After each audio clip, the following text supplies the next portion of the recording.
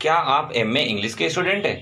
यदि आपका जवाब हाँ है तो आप बिल्कुल सही जगह पर आए हैं, क्योंकि आज की ये वीडियो आपके लिए ही बनाई गई है। यहाँ पर इस वीडियो में आपको मिलने वाले हैं एग्जाम के बहुत ही इंपॉर्टेंट क्वेश्चंस। वीडियो शुरू करने से पहले आपको बता दूं, यह एक ऐसा चैनल है जहां आपको सभी क्लासेस के इंपॉर्टेंट क्वेश्चन और क्वेश्चन पेपर मिल जाते हैं। अगर आप इस चैनल पर नए हैं तो सबसे पहले आपको नीचे दिए गए लाल कलर के सब्सक्राइब बटन को दबाना है। दबा दिया। दबा देने के बाद आपको अब सारे वीडियो के नोटिफिकेशन आसानी से मिलते रहेंगे। चलिए वीडियो को शुरू करते हैं।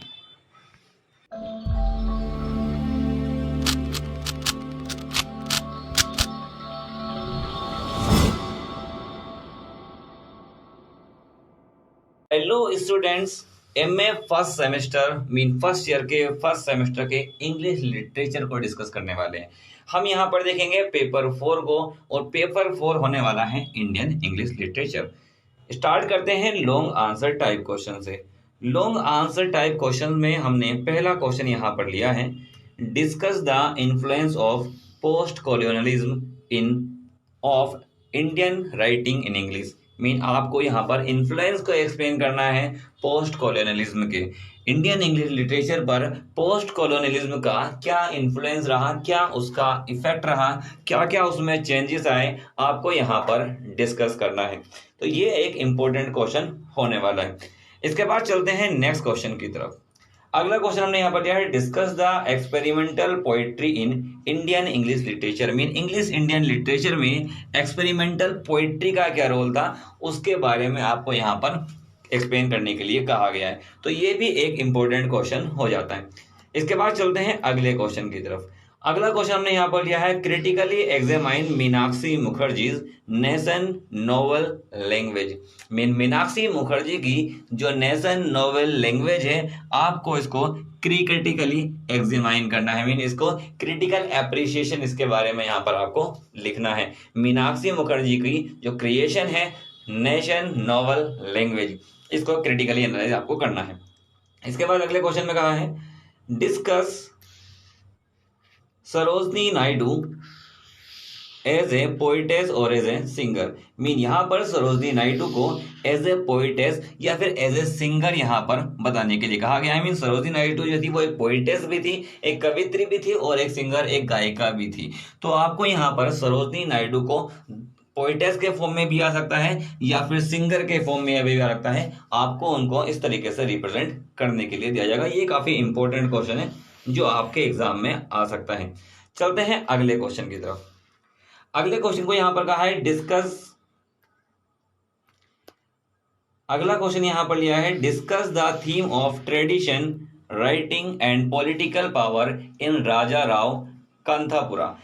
राजा राव की जो कांथापुरा रचना है उसमें आपको राइटिंग और पॉलिटिकल पावर, ओरल ट्रेडिशन, इस थीम्स को आपको एक्सप्लेन करना है। जो थीम यहाँ पर दिखाई गई है ओरल ट्रेडिशन की, राइटिंग की, पॉलिटिकल पावर की, इसको यहाँ पर आपको कांथापुरा में एक्सप्लेन करना है। इसके बाद चलते हैं अगले लॉन्ग आंसर टाइप क्वेश्चन की तरफ। अगले लॉन्ग आंसर टाइप क्वेश्चन में हमने यहाँ पर लिया है, write A note on the theme of the God of the small things. यहाँ पर जो एक पोयम जो यहाँ पर क्रिएशन है, the God of small things, आपको इसकी थीम्स के बारे में लिखना है। तो ये काफी इंपॉर्टेंट क्वेश्चन होने वाला है। ये क्वेश्चन आपको शॉर्ट में भी मिल सकता है, लॉन्ग में भी ये क्वेश्चन आ सकता है। इसके बाद अगला क्वेश्चन जो बहुत ज्यादा इंपॉर्टेंट होने वाला है वो है हमारे पास, discuss Mulk Raj Anand as a short story writer. Mulk Raj आनंद को शॉर्ट स्टोरी राइटर के बारे फॉर्म में आपको यहाँ पर एक्सप्लेन करना है। ये क्वेश्चन अधिकतर आने वाला क्वेश्चन है, आप इसको 100% मान के चलिए, ये वाला क्वेश्चन आपके एग्जाम में जरूर मिल जाएगा। इसके बाद चलते हैं अगले क्वेश्चन की तरफ।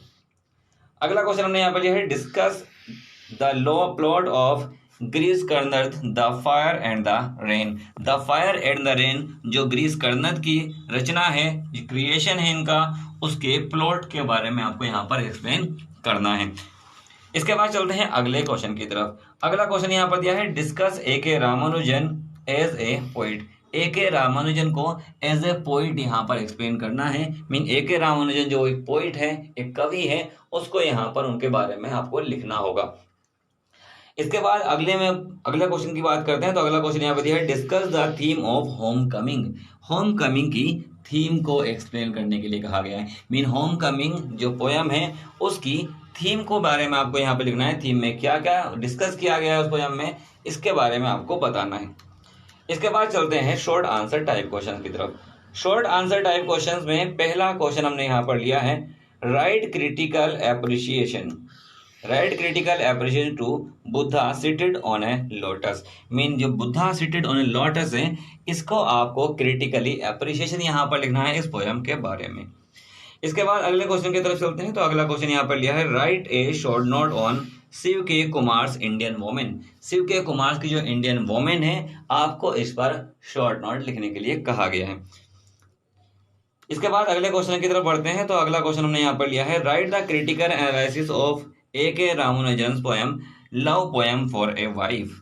मीन यहाँ पर जो A.K. रामानुजन की पोयम है love poem for a wife, आपको इसको क्रिटिकली एनालाइज करना है। मीन क्रिटिकली एप्रिसिएशन यहाँ पर लिखना है, इसकी आलोचना करते हुए यहाँ पर आपको इसके बारे में यहाँ पर बताना है।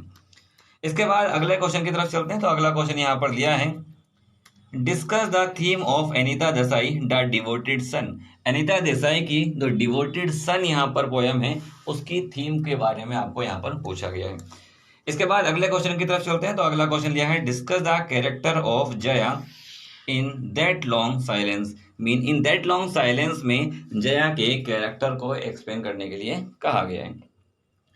इसके बाद अगले क्वेश्चन की तरफ चलते हैं। तो अगला क्वेश्चन यहाँ पर लिया है, discuss the character sketch of Ghasiram Kotwal in Tendulkar. Ghasiram Kotwal mean Ghasiram कोतवाल जो तेंदुलकर की रचना है, क्रिएशन है, इसमें घासीराम कोतवाल का कैरेक्टर पूछा गया है। तो ये भी एक इंपॉर्टेंट क्वेश्चन है जो आपको एग्जाम पे देखने को मिल सकता है। इसके बाद अगले क्वेश्चन की तरफ चलते हैं। तो अगला क्वेश्चन यहाँ पर लिया है, discuss Jawaharlal Nehru as a close writer. Jawaharlal Nehru को एज ए क्लोज राइटर यहाँ पर एक्सप्लेन करने के लिए कहा गया है। जवाहरलाल नेहरू एक क्लोज राइटर थे, इसके बारे में आपको यहाँ पर एक्सप्लेन करना है। इसके बाद अगले क्वेश्चन की तरफ चलते हैं। अगला क्वेश्चन यहाँ पर दिया हुआ है, discuss Shri Aurobindo concept of culture and civilisation. Aurobindo concept क्या है कल्चर और सिविलाइजेशन का, ये भी काफी इंपॉर्टेंट क्वेश्चन होने वाला है, जो आपको लॉन्ग में भी मिल सकता है और शॉर्ट में भी मिल सकता है। तो ये कुछ इंपॉर्टेंट लॉन्ग और शॉर्ट आंसर टाइप क्वेश्चन थे जो आपके MA इंग्लिश के एग्जाम में आ सकते हैं। मीन फोर्थ पेपर जो आपका इंग्लिश लिटरेचर का होने वाला है, इंडियन इंग्लिश लिटरेचर, ये उसी के इंपॉर्टेंट क्वेश्चन थे।